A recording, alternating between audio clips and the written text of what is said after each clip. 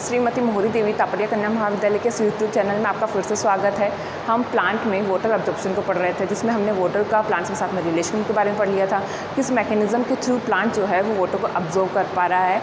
उसके बारे में आज पढ़ने वाले हैं। कल की क्लास में हमने पाथवेज पढ़े थे, एपोप्लास्टिक पाथवे और सिम्प्लास्टिक पाथवे। आज की क्लास में पढ़ रहे हैं कि वाटर प्लांट्स जो है वो वाटर को अब्जॉर्ब कर रहे हैं सॉइल से, उसकी कौन से मैकेनिज्म के थ्रू वो प्लांट वाटर को अब्जॉर्ब कर पा रहा है, या इसके कितने टाइप्स हैं। इसको हम 2 टाइप्स में डिवाइड कर सकते हैं, active absorption of water, second है passive absorption of water. Active absorption of water को एक्टिव इसलिए कहा गया क्योंकि इसमें एनर्जी का रिक्वायरमेंट होता है, हमें एनर्जी यूज़ करनी होती है, प्लांट को एनर्जी यूज़ करनी पड़ती है वाटर को अब्जॉर्ब करने के लिए, या फिर प्लांट को एनर्जी जो है वो खर्च करनी पड़ती है वाटर को अब्जॉर्ब करने के लिए। इस वजह से इसे एक्टिव एब्जॉर्प्शन कहा गया। और पैसिव एब्जॉर्प्शन में एनर्जी का रिक्वायरमेंट नहीं होता है। एक्टिव एब्जॉर्प्शन ऑस्मोसिस पे डिपेंड करता है। ऑस्मोसिस क्या है? ऑस्मोसिस वह प्रोसेस है जिसके द्वारा सॉल्वेंट के मॉलिक्यूल्स जो होते हैं वो अपनी हाई कंसंट्रेशन ग्रेडियंट से लो कंसंट्रेशन ग्रेडियंट तक मूव करते हैं वाया सेमी परमिएबल मेम्ब्रेन। क्या कहा मैंने? मॉलिक्यूल्स, किसके मॉलिक्यूल्स? सॉल्वेंट के मॉलिक्यूल्स अर्धपारगम्य झिल्ली के द्वारा क्रॉस करते हुए, अर्धपारगम्य झिल्ली को क्रॉस करते हुए विलायक के अणु जो है वो अपनी हाई कंसंट्रेशन ग्रेडियंट से लो कंसंट्रेशन ग्रेडियंट की ओर मूव कर रहा है। इस प्रोसेस को कहा गया ओस्मोसिस। एक्टिव एब्जॉर्प्शन जो है वो ओस्मोसिस पे कैसे डिपेंड करता है, या फिर इसमें एनर्जी का रिक्वायरमेंट कैसे है, इसको समझने के लिए यहाँ पे देखो, मैंने एक प्लांट में रूट सेल को बनाया है और ये सॉइल वाटर है। सॉइल में प्रेजेंट जो वाटर है ये सॉइल सॉल्यूशन यहाँ पे है, और ये पार्ट सॉइल सॉल्यूशन ये मैंने बनाया है प्लांट की रूट सेल्स के अंदर एटमॉस्फेरिक ऑस्मोटिक प्रेशर जो होता है, ऑस्मोटिक प्रेशर 3 to 8 एटम होता है, और सॉइल सॉल्यूशन का ऑस्मोटिक प्रेशर OP 1 एटम से भी कम होता है, 1 एटम से भी लेस देन 1 एटम होता है। तो अब क्या हुआ देखो, सॉइल में प्रेजेंट वाटर या सॉल्यूशन का ऑस्मोटिक प्रेशर 1 एटम और रूट का ऑस्मोटिक प्रेशर 3 एटम। तो हाई कंसंट्रेशन है किसमें? रूट में। लो कंसंट्रेशन है किसमें? सॉइल में। तो वाटर को मूव तो करना चाहिए था अपनी हाई कंसंट्रेशन से लो कंसंट्रेशन की तरफ, है ना। तो ऐसे तो रूट से जो मिनरल्स या वाटर मॉलिक्यूल्स जो रूट के अंदर है उन्हें सॉइल के पास में आ जाना चाहिए था, लेकिन प्लांट्स को वाटर की ज़रूरत है। वो कहाँ से ले रहा है? सॉइल से ले रहा है, जबकि सॉइल का ऑस्मोटिक प्रेशर जो है वो कम है और रूट का ऑस्मोटिक प्रेशर ज़्यादा है। इसीलिए इसको एटीपी की रिक्वायरमेंट होती है, क्योंकि यह अपनी लो कंसंट्रेशन ग्रेडियंट से वाटर को अब्जॉर्ब करके हाई कंसंट्रेटेड ग्रेडियंट की ओर मूव करता है। इस डायग्राम में देखते हैं हम एक्टिव एब्जॉर्प्शन जो है वो मैकेनिज़्म जो है वो कैसे वर्क करती है। सॉइल सॉल्यूशन से रूट हेयर ने वाटर को अब्जॉर्ब किया, ठीक है। रूट हेयर ने वाटर को अब्जॉर्ब किया by the process of osmosis. Requirement energy की यहाँ पे है। रूट हेयर्स के सेल्स ने वाटर को अब्जॉर्ब किया, रूट हेयर सेल्स जो है वो टर्जिट हो जाएगी। क्यों टर्जिट हो जाएगी? मतलब क्या है? वो फूल जाएगी। टर्जिट हो गई रूट हेयर्स की सेल्स, और इसमें टर्गर प्रेशर जो है वो इंक्रीज़ हो जाएगा। क्यों? क्योंकि इसने वाटर को अब्जॉर्ब कर लिया है, जिसकी वजह से इसमें टर्गर प्रेशर बढ़ गया है। टर्गर प्रेशर बढ़ने की वजह से इसका ऑस्मोटिक प्रेशर यानी DPD, डिफ्यूज़न परमानेंट डेफिशिएंसी जो है वो डिक्रीज़ हो जाएगी। DPD डिक्रीज़ हो गया और ऑस्मोटिक प्रेशर डिक्रीज़ हो गया। क्यों हो गया? सेल्स ने वाटर को अब्जॉर्ब किया है, जिसकी वजह से सेल टर्जिट हो गई। टर्जिट होने की वजह से टर्गर प्रेशर जो है वो इंक्रीज़ हो गया। अब इसके पास वाली सेल्स का क्या हाल है? इसके पास वाली सेल्स जो है उनमें DPD और ऑस्मोटिक प्रेशर जो है वो हाई है। क्यों? क्योंकि वो तो अभी अपनी नॉर्मल स्टेज में है ना। वाटर को तो अब्जॉर्ब पहली वाली सेल ने किया, इसको E सेल कह देते हैं, इसको B सेल कह देते हैं। E सेल ने वाटर को अब्जॉर्ब किया है, जिसकी वजह से उसमें ट्रिगर प्रेशर बढ़ा है, जबकि B सेल तो अभी अपनी नॉर्मल स्टेट में है। इस चीज़ में ई सेल में इतना सब कुछ चेंज होने की वजह से डीपीडी और ऑस्मोटिक प्रेशर डिक्रीज़ हुआ, टर्गर प्रेशर इंक्रीज़ हुआ, जिसकी वजह से इस सेल में भी कुछ चेंजेस आएंगे।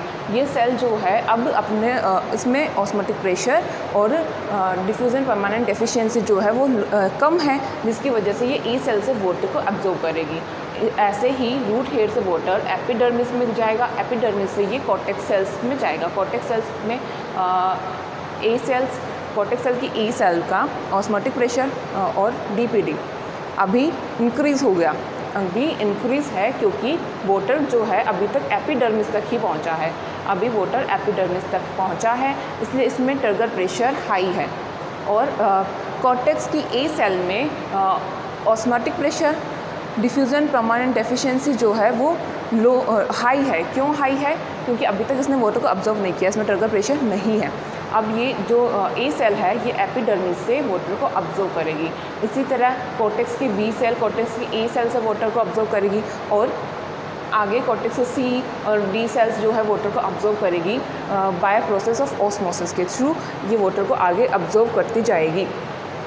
ए सेल के अंदर ऑस्मोटिक प्रेशर और डिफ्यूज़न परमानेंट डेफिशिएंसी डिक्रीज़ हो गई। क्यों हो गई? क्योंकि वाटर को इसने ऑब्जर्व कर रखा है, जिसकी वजह से सेल्स जो है वो टर्जिट हो गई, सेल फूल गई है, जिसकी वजह से इसमें टर्गर प्रेशर जो है वो इंक्रीज़ हुआ। जबकि इसके पास वाली सेल्स जो है, इनकी पास वाली सेल्स में ओपी एंड डीपीडी जो है वो अभी इंक्रीज़ नहीं हुआ है। ये सेल्स अपनी पास वाली ए सेल से वाटर को ऑब्जर्व कर लेगी। ऐसे वाटर जो है मूव करता हुआ एंडोडर्मिस तक पहुंचेगा। एंडोडर्मिस में मैंने यहाँ पे एक स्ट्रिप लाइक स्ट्रक्चर बनाई है। ये स्ट्रिप क्या है? ये कैस्पेरियन स्ट्रिप है जो कि सुबेरिन की बनी हुई होती है। कैस्पेरियन स्ट्रिप सुबेरिन की बनी हुई होती है। बनाई क्यों गई है? क्योंकि ये एंडोडर्मिस के सेल्स में प्रेजेंट होती है और ये वाटर के लिए इम्परमिएबल होगी। इम्परमिएबल कहने का क्या मतलब है? इम्परमिएबल कहने का मतलब है ये वाटर को आगे जाने नहीं देगी। अगर पानी आगे जाएगा ही नहीं तो जाइलम तक पानी पहुँचेगा कैसे? एंडोडर्मिस की कुछ सेल्स में कैस्पेरियन स्ट्रिप जो है वो एब्सेंट होती है। जैसे कि इस सेल में देखो कैस्पेरियन स्ट्रिप नहीं बनाई गई है। क्यों नहीं बनाई गई है? क्योंकि इनमें लिग्निन या सुबेरिन प्रेजेंट नहीं है, इनमें कैस्पेरियन स्ट्रिप एब्सेंट है और इन सेल को पैसेज सेल्स कहते हैं। क्या कहा? इन सेल को पैसेज सेल्स कहते हैं और यही सेल जो होती है वो पानी के लिए पाथ प्रोवाइड करती है कि पानी इन सेल से होता हुआ आगे की तरफ मूव कर सके। पानी पैसेज सेल से होता हुआ पेरिसाइकिल में जाएगा, पेरिसाइकिल से क्रॉस करता हुआ ये जाइलम तक पहुंचेगा। पहुंचा कैसे है? ऑस्मोटिक प्रेशर के कारण रूट हेयर ने वाटर को सोइल से ऑब्जर्व किया। सोइल से ऑब्जर्व करने के लिए उसको एनर्जी की रिक्वायरमेंट हुई। रूट हेयर ने पानी को ऑब्जर्व कर लिया, जिसकी वजह से इसमें सेल्स टर्जिट हो गई और सेल के टर्जिट होने की वजह से टर्गर प्रेशर इंक्रीज़ हो गया। और पास वाली सेल्स के अंदर क्या है? उसका osmotic pressure and diffusion permanent deficiency अभी इंक्रीज़ है। और ये सेल्स जो होगी वो अपनी नियरेस्ट सेल्स जिसने वाटर को ऑब्जर्व कर रखा है उससे वाटर को आगे ऑब्जर्व करेगी। मानो रूट हेयर्स की सेल्स ने वाटर एपिडर्मिस तक पहुंचाया, एपिडर्मिस से ये कॉर्टेक्स से होता हुआ एंडोडर्मिस में जाएगा। एंडोडर्मिस की पैसेज सेल्स को क्रॉस करते हुए वाटर पेरिसाइकिल से थ्रू जाइलम तक पहुंचेगा। जाइलम तक पहुंचने के बाद में पानी जो है आगे फर्दर उसको कहाँ पर डिस्ट्रीब्यूट होना है, किस तरह से डिस्ट्रीब्यूट होना है, वो अपना काम करेगा। अभी हम देख लेते हैं पैसिव एब्जॉर्प्शन ऑफ वाटर क्या है। पैसिव एब्जॉर्प्शन ऑफ वाटर को हमने पैसिव क्यों कहा? पहले ही मैं बता चुकी हूँ, इसमें एनर्जी का रिक्वायरमेंट नहीं होता है। एनर्जी रिक्वायरमेंट नहीं है तो फिर एनर्जी ही रिक्वायर नहीं है तो ये काम कैसे कर रहा है, या फिर इसका फंक्शन ये मैकेनिज़्म जो है वो हो कैसे रही है। कभी कभी जैसे नॉर्मल कंडीशंस में हम देखते हैं कि ट्रांसपायरेशन रेट जो होती है, ट्रांसपायरेशन रेट क्या है या ट्रांसपिरेशन क्या है? ट्रांसपिरेशन सेल्स की या लीव सरफेस से वाटर का पानी का वाष्प के रूप में उड़ना या वाष्प के रूप में एनवायरनमेंट में चला जाना ट्रांसपायरेशन कहा जाता है। ट्रांसपिरेशन कहा किसको मैंने? लीव की सरफेस से पानी का एनवायरनमेंट में चला जाना, किस रूप में? वाष्प के रूप में। इसे वाष्पोत्सर्जन कहते हैं हिंदी में। वाष्पोत्सर्जन की वजह से जो क्या होगा, वास्पोसर्जन होगा। प्लांट्स की लीफ सेल्स में वास्पोसर्जन हुआ, प्लांट की लीफ सेल्स में वास्पोसर्जन हुआ तो उस सेल्स का osmotic pressure and DPD decrease हो गया। डिक्रीज़ हो गया क्यों हो गया? क्योंकि उनसे पानी जो है वो वाष्प बन के उड़ चुका है, इस वजह से उनका ऑस्मोटिक प्रेशर और डीपीडी डिक्रीज़ हो गया। और इसको स्टेबल करने के लिए अपनी पास वाली सेल से वाटर को अब्जॉर्ब करेगी। जैसे कि एक प्लांट को ड्रॉ कर लेते हैं हम। ये लीव की सरफेस से हो गया वास्पोसर्जन, ट्रांसपिरेशन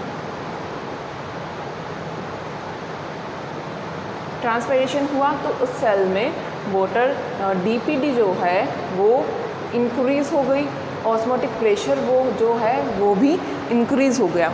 क्यों? क्योंकि वास्पोसर्जन के द्वारा पानी जो है वो एनवायरनमेंट में वाष्प बन के उड़ चुका है, इसकी वजह से डीपीडी और ओपी इंक्रीज़ हुआ है। और ये सेल्स अपने आप को स्टेबल करने के लिए क्या करेगी? पास वाली सेल्स से ये अपनी पास वाली सेल से वाटर को अब्जॉर्ब कर लेगी। इस सेल से वाटर को उसने अब्जॉर्ब कर लिया। अब इस सेल का तो DPD and OP osmotic pressure ठीक है, लेकिन अब इसकी वजह से ये बी सेल जो है जिससे ए सेल ने वाटर को अब्जॉर्ब किया है, अब इसका ऑस्मोटिक प्रेशर एंड डीपीडी जो है वो इंक्रीज़ हो जाएगा। उसका इंक्रीज़ होने की वजह से ये अपने पास वाली सेल से लेगी। जैसे कि लीफ के सरफेस में अगर वास्पोसर्जन हुआ, ट्रांसपिरेशन हुआ, तो उस सेल ने किससे अब वाटर को लिया? पिटियोल से लिया। पिटियोल ने किससे लिया? स्टेम सेल से लिया। स्टेम सेल्स ने रूट से लिया, और रूट तक पहुंचने के बाद में रूट ने रूट हेयर से लिया। रूट हेयर जो होता है वो सोइल से वाटर को अब्जॉर्ब कर लेगा। सोइल से वाटर को अब्जॉर्ब कर लेगा। क्यों? क्योंकि भाई देखो, लीफ की सरफेस पे वास्पोसर्जन की वजह से पानी उड़ चुका है, उसकी वजह से डीपीडी ओपी इंक्रीज़ हो गया। डीपीडी डिफ्यूज़न प्रेशर डेफिशिएंसी है, ऑस्मोटिक प्रेशर को ओपी कहा है। ऑस्मोटिक प्रेशर और डीपीडी इंक्रीज़ होने की वजह से ये सेल्स जो होगी अपने नियरेस्ट सेल से वाटर को अब्जॉर्ब कर लेगी। और लीफ की सरफेस से वो ट्रांसपिरेशन हो रहा है, तो वो पिटियोल सेल से वाटर को अब्जॉर्ब करेगी। पिटियोल सेल से वाटर को अब्जॉर्ब करने के बाद में पिटियोल सेल्स जो हैं वो स्टेम सेल से वाटर को लेगी। स्टेम सेल से वाटर को ले लिया। स्टेम के पास में पानी कहाँ से आया? स्टेम के पास में पानी आया रूट से। रूट ने पानी कहाँ से लिया? रूट ने पानी लिया है रूट हेयर से। और रूट हेयर्स के पास में पानी कहाँ से आया? ये देखो, रूट हेयर के पास में पानी आया सोइल से। सोइल से ये ऑटोमेटिकली वाटर को अब्जॉर्ब कर लेगा। तो इसके लिए एनर्जी का रिक्वायरमेंट है ही नहीं, क्योंकि ऑलरेडी जो है वो एक पाथ बन रहा है वाटर को अब्जॉर्ब करने के लिए। और प्लांट्स में मैक्सिमम वाटर का अब्जॉर्प्शन जो होता है वो पैसिव एब्जॉर्प्शन ऑफ वाटर से या पैसिव मैकेनिज्म के थ्रू ही होता है, और कुछ कम मात्रा में वाटर का अब्जॉर्प्शन जो होता है वो एक्टिव एब्जॉर्प्शन के बारे में होता है। हमने क्या पढ़ा है? एक्टिव एब्जॉर्प्शन ऑफ वाटर क्या है, पैसिव एब्जॉर्प्शन ऑफ वाटर क्या है। एक्टिव के अंदर हमें एनर्जी की रिक्वायरमेंट होती है और वो ऑस्मोसिस पे डिपेंड करता है। पैसिव के अंदर हमें एनर्जी की रिक्वायरमेंट नहीं होती है। क्यों नहीं होती है? क्योंकि ट्रांसपिरेशन या वास्पोसर्जन प्रक्रिया के द्वारा उसमें एक पाथ का फॉर्मेशन कर दिया जाता है, या फिर एक कनेक्टिविटी बना दी जाती है। जैसे कि लीव्स जो है वो पिटियोल से वाटर को लेगी, पिटियोल स्टेम से, स्टेम रूट से, और रूट जो है रूट हेयर से, और ऑटोमेटिकली रूट हेयर जो है वो सॉइल से वाटर को अपनी ओर अब्जॉर्ब करेगा या फिर वाटर को अवशोषित करेगा। इसलिए इसमें एनर्जी की रिक्वायरमेंट नहीं होती है। मैक्सिमम वाटर को अब्जॉर्ब कौन करता है? मैक्सिमम वाटर को अब्जॉर्ब करता है passive transport, passive mechanism of absorption के द्वारा वाटर को अब्जॉर्ब किया जाता है। मैक्सिमम वाटर को पैसिव एब्जॉर्प्शन ऑफ वाटर के थ्रू ही एब्जॉर्ब किया जाता है या फिर अवशोषित किया जाता है। एक्टिव के अंदर लेस वाटर को अब्जॉर्ब किया। क्यों? क्योंकि भाई इसमें एनर्जी का रिक्वायरमेंट हो रहा है, एनर्जी चाहिए, तो प्लांट को अपनी एनर्जी खर्च करनी पड़ेगी। उससे रेस्पिरेशन के थ्रू जो एनर्जी का फॉर्मेशन हो रहा है या फोटोसिंथेसिस जो एनर्जी को मिल रही है वो इसमें खर्च करनी पड़ेगी। इसलिए मैक्सिमम एब्जॉर्प्शन जो हो रहा है वो पैसिव से हो रहा है, और कम वाटर का एब्जॉर्प्शन जो हो रहा है वो एक्टिव एब्जॉर्प्शन ऑफ वाटर से हो रहा है। आई होप आप लोगों को ये समझ में आया हुआ होगा। If any confusion feel free to share with me. Have a good day class.